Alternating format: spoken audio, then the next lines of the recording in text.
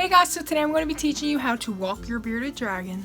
Before you walk your bearded dragon, make sure you are in an area where there is no dogs, especially. So I wouldn't suggest walking your bearded dragon in a dog park because it's probably not the safest idea. Another thing I don't suggest walking your bearded dragon is in like a forest or a woodsy area because he or she can find like foreign insects that they could eat. You know, poisonous plants, poison ivy, anything like that, so I don't suggest that either. I suggest a very widespread land, specifically like a park or something, or maybe you can even walk them outside your house, but I wouldn't go anywhere where there's dogs or anything that they can get hurt from. Before you walk your bearded dragon, you are especially going to want to get a harness and a leash. You want to get this because if your bearded dragon runs away, you can catch them. If this is your first time taking your bearded dragon out, they will be stressed for a little bit. They will have to get used to the area first, so I wouldn't suggest taking them out for a long time because sometimes bearded dragons, especially Fitz, they don't really walk as you think they would walk. They don't walk next to you. I mean, probably can be trained like that, but they are not going to just walk. You can't just stroll along the sidewalk and they're not going to walk right next to you. It takes some time. They're probably going to sit there. They might not like the harness, so I'm just telling you guys some things why a bearded dragon is not like a dog. He usually sees something he doesn't like. This happens every time we go outside, and his beard gets really big and he starts hissing. So if your bearded dragon is like that and they start becoming stressed out, I highly suggest just placing your hand in front of their face like that, not too far away and not too close, just so it can comfort them and not have them look at the thing that they're getting stressed over.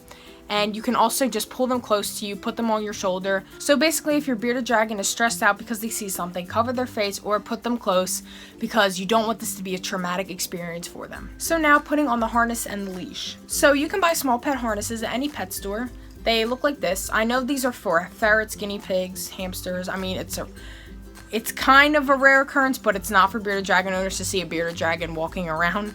So you want to get a small one. This is a medium, and I forget the brand. I think it's All Living Things brand, but I got this in a medium because I was looking online on YouTube and somebody had it for their bearded dragon and they said a medium fit, but Fitz is still not, you know, as big as that bearded dragon was, so I got him a medium thinking that it was going to be the right size, and I ended up needing a small. So I recommend a small if your bearded dragon is not full grown yet. When putting on your harness, your bearded dragon for the first time will probably not like it. I mean, Fitz didn't have a problem, but he still tried to run away because he doesn't like having things on them. That's why when we're outside, he stands there because, you know, he's not used to the harness. So that's completely normal. You have to be very patient when you're with your bearded dragon outside. So I'm going to be demonstrating how to put on a harness I made. If you want to check out the video, I will put it right up here. So I tried to make a harness that was less noticeable for a bearded dragon as possible. So Fitz doesn't really mind this, but he still knows it's there, so he tries to, you know, try to get out of it sometimes. But as you can see, it's very simple. There are just two holes right here. You just put it on, put their arms into there, and then when it gets up here, you just clip it with a leash.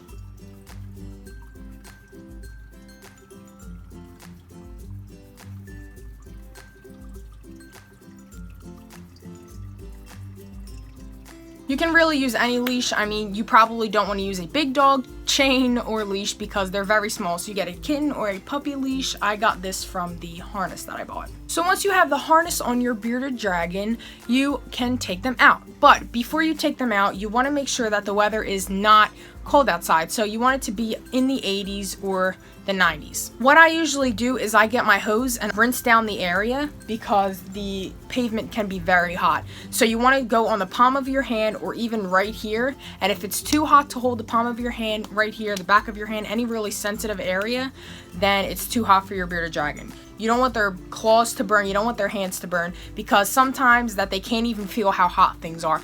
They mainly focus on what's coming on top of them, not what's under them. This is optional, but you can bring treats outside to give your bearded dragon just to calm them down, or anything that is calming for them. You might want to bring that outside, especially if it's their first time.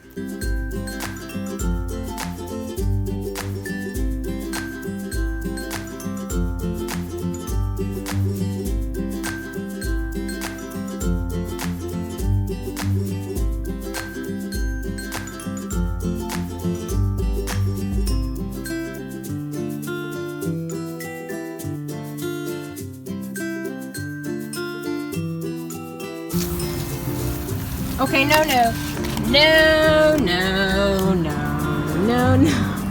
So So yeah, guys, that's pretty much it, how to walk your bearded dragon. There's not really much to it. It's not that difficult, but you just want to make sure you're very careful just in case other animals, you always want to watch them, make sure they don't run away, because I can't tell you how many times Fitz has tried running away from me. And one time I did not have a leash and I had to chase him, but luckily he like darted right where my basement window is. So it was very easy to catch him. So guys, I hope this was helpful for you. And if you walk your bearded dragon for the first time, I definitely want to see a video of it. So leave it down below, or you can email me a picture, anything you want.